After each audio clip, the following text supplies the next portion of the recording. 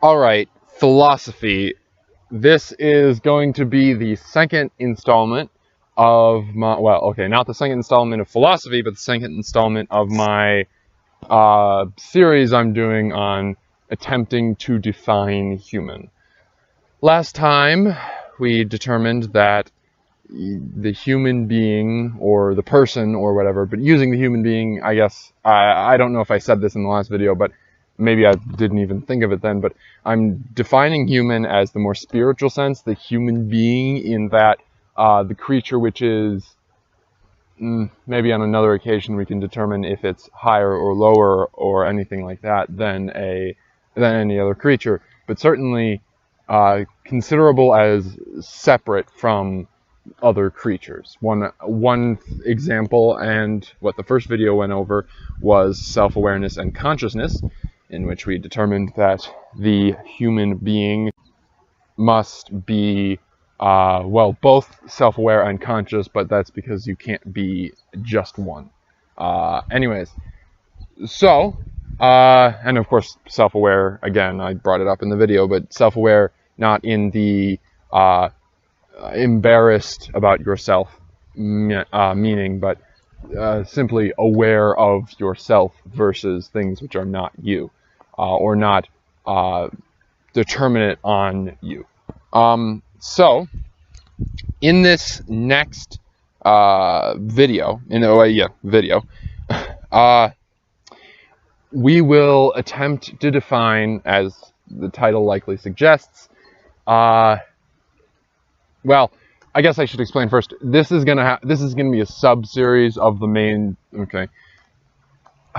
Defining human being, or defining personness, is a sub-series of philosophy. A sub-series, maybe a class series of defining human within the series of philosophy, is going to be my attempts to what place emotion has and emotional concepts have on defining humanness or personness. Yeah, so again, I don't know if I made it clear a second ago, but what I meant was by humanness and separate, if not higher or lower than other creatures, is what we think of as intelligent beings. So if aliens came, even odd aliens who were distinctly different from us, as one book that goes over it is Ender's Game, in which the classic sci-fi book, in which the creatures which we speak of have some sort, or have a sort of hive mind style collective consciousness, resulting in, well, kind of. Later on in that series, it seems like they push it more towards it's the queen, and then the queen uses the other ones. The queen is a hyper intelligent being which uses the other. Which uses her 10,000 children as basically arms and legs. But that's distinct from human, and we would still consider that at least the queen to be person.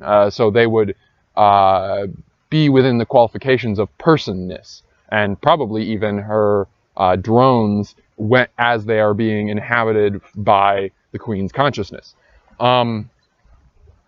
And then there's another, maybe two other alien species in that series, which are different in their own ways, but just human being in that, or personness in that, it is a being which is not an animal, a being which is, I think the common belief might be more than animal. Of course, again, determine that in a later video. So, in this series, I am going to attempt to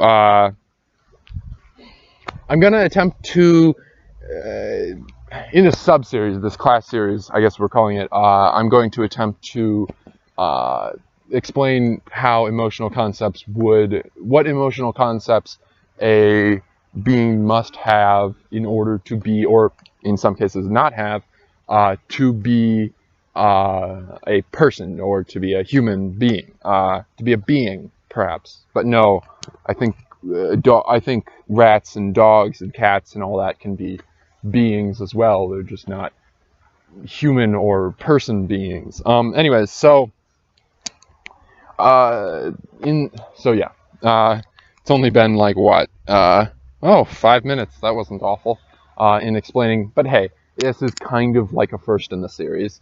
It's the first in the class series. Anyway, so as the title likely suggests, today I'm going over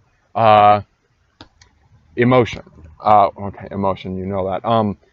But I'm going over empathy. And we're trying to determine if a human being, if a person needs empathy to be a person.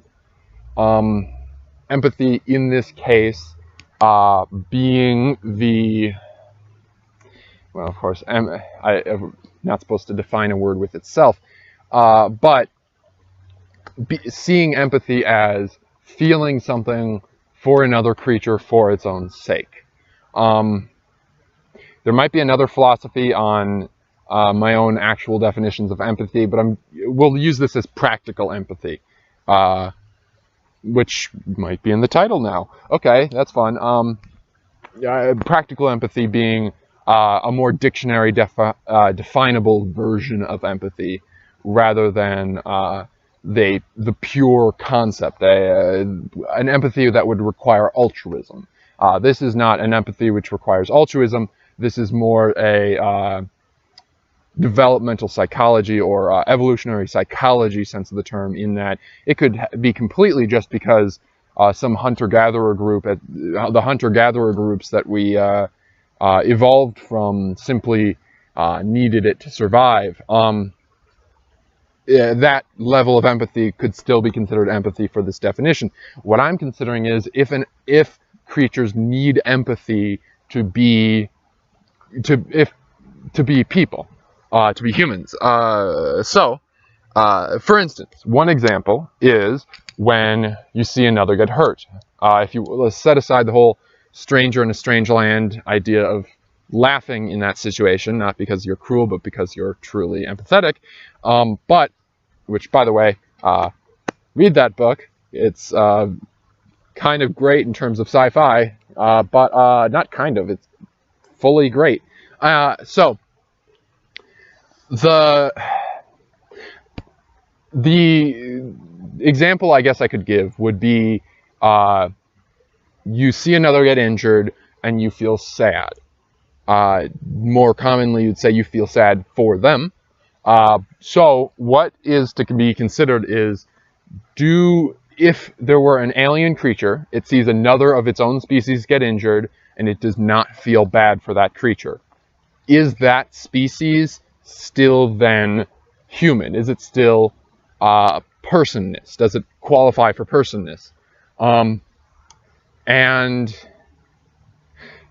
in this case, it's hard to determine. On the one hand, you might say, no, that's monstrous. It's only acceptable within the range that is, or only understandable as person if it's or it's not even understandable as person. That you cannot both be person and unempathetic, or apathetic in this case. On the other hand, you might say, what happens if one example that actually was given in Ender's Game was that the alien species with the hive mind that I mentioned, actually went and attempted to invade Earth, and they just simply did not see the humans as anything but ants. So, because they were so distinctly different from them. So, and that's of course one of the things I'm trying to avoid here. I want to figure out what we need, what is required for something to be person. And I think that book gives a good example. I read that book too. That book is a little less objectively good, but then on the other hand, it doesn't try to be as philosophical as Stranger in a Strange Land, I think. But okay, so if then we're saying that a creature is not a person, it's not a person, what happens if they have space travel? What happens if one drone with the hive mind, part of the hive mind, sees another drone, again, part of the hive mind, get injured and feels nothing for it? Is that drone with space travel on a spaceship, presumably heading towards Earth, are they people? Are they humans? Are they human beings, anyways? So, And I think this is going to be a short video. Now that I just realized. All right. Well, I think that we cannot define empathy as required. Even this practical empathy. It'd be even harder to say you need it if you get into the more altruistic based empathy.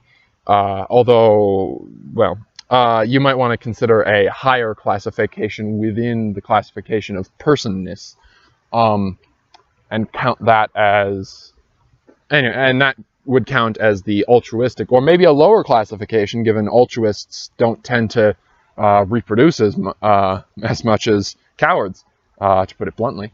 Run away from the battle, you're more likely to survive than the one who negotiates the peace for battles, considering inevitably you're not going to negotiate every single battle out of being a battle. So,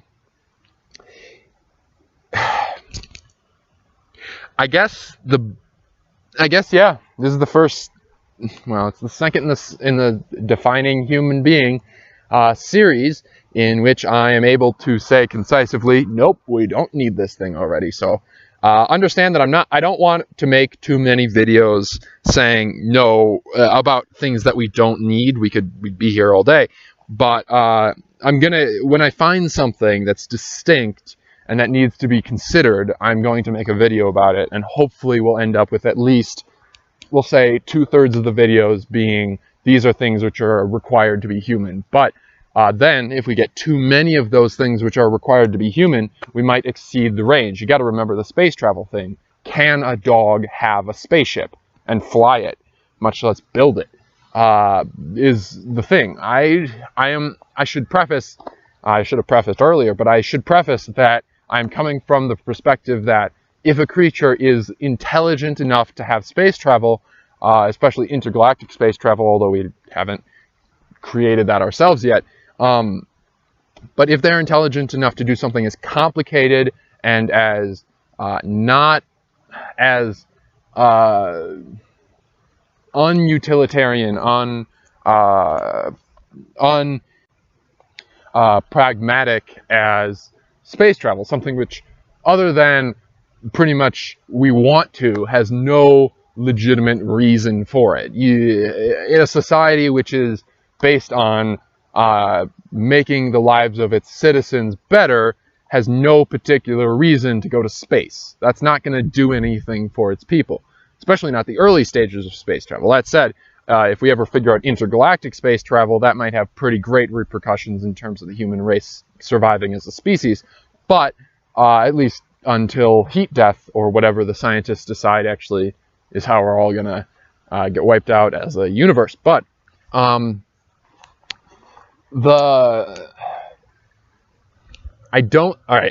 cycle this back.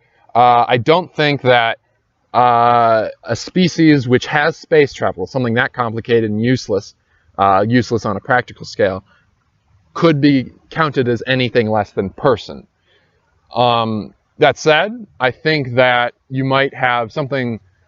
I think that there's probably a level of intelligence which doesn't determine personness. There's got to be, for instance, I think Neanderthal, if they were still alive, would probably count as persons or people, but they would be perhaps on the low end of it. I don't think, for example, Homo erectus would count as person or as people. So there has to be a line somewhere. On the one hand, it might be easy to say culture is the line, real culture and things like language systems rather than just call systems.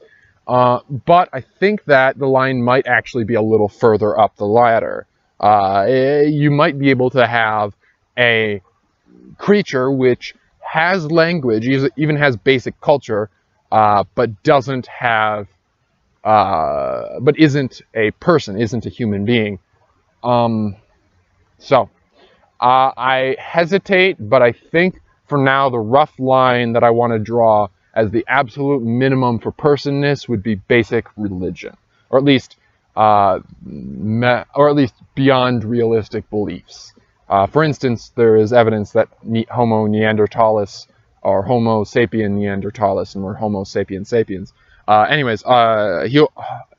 the Neanderthal would bury their dead in a particular way, and then that one cave where they buried them with flowers too. Although that might, the class where I learned about that one with the flowers had a lot of different ideas about why. In fact, one person, as I remember, just said, like, maybe they were the flower guy, or the flower person, and they just wanted to bury them with their crap. Maybe they were like a person who gathered food from flowers. Anyways, because I'm pretty sure there are some edible flowers. Yeah, religion is what I'm going to call the bare minimum standpoint. They have to have something which doesn't directly contribute to survival, beyond culture and beyond language, which is the accentuation of culture and language. It doesn't have to be religion. You could have, but I don't think that, at least not very primitive societies are even, or if you can call them that, but very primitive people systems. I don't think people at their most primitive are actually capable of existing in large groups without having some form of beyond realistic belief. Even in our large-scale systems, if you're full into scientism and you believe that science is the only method, you're an anti-theist on top of it, there's still the beyond real beliefs, such as the Big Bang and other beyond provable scientific beliefs. That's not to say they're false.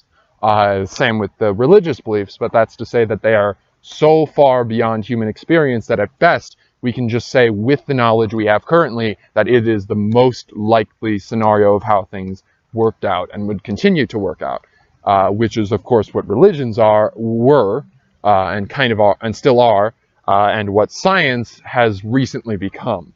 And by recently I mean like the last 500 years, we'll say since like Galileo or something like that. So, with that said, and with it said that empathy is perhaps not mandatory for a person to have, a personness being to have, but that it would be a strong determining factor, I think, is what we can say. That if they have empathy, if the alien species with space travel, although if they have space travel, I suppose we know, but if the alien species has empathy, they don't need it to be persons, but if they have it, we can be pretty sure that they are most likely at persons. So if we see evidence of empathy, from that point on, the assumption is, until proven otherwise, that they are persons.